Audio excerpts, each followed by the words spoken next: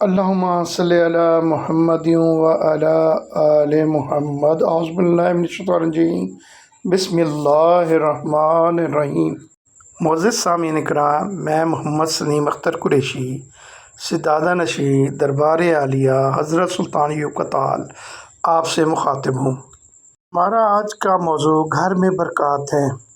Number 1، قرآن مجید فرقان حمید کی تلاوت۔ اللہ تعالیٰ نے قرآن مجید کو برکت کا ذریعہ بنایا ہے۔ گھر میں برکت، رحمت اور سکینت کے نزول کے لیے گھر میں قرآن کی تلاوت کریں، قرآن کے معنی و مفاہیم پر غور و خوض کریں اور اپنی زندگی اس کی تعلیمات کی روشنی میں گزاریں۔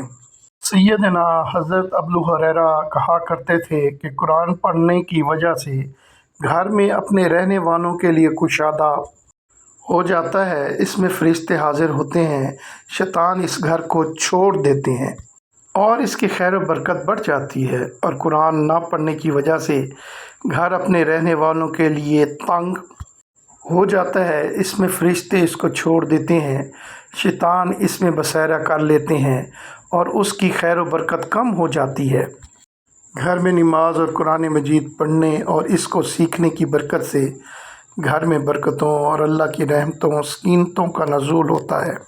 رسول اکرم صلی اللہ علیہ وآلہ وسلم نے فرمایا، کیا تم میں سے کوئی شخص یہ پسند کرتا ہے کہ جب وہ باہر سے اپنے گھر واپس آئے اس میں 3 فربہ حاملہ اونٹیاں موجود پائے؟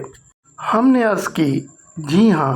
آپ صلی اللہ علیہ وآلہ وسلم نے فرمایا، 3 آیات جنہیں تم میں سے کوئی شخص اپنی نماز میں پڑھتا ہے وہ اس کے لیے 3 بھاری بھرکم اور موٹی تازی حاملہ اونٹنیوں سے بہتر ہے۔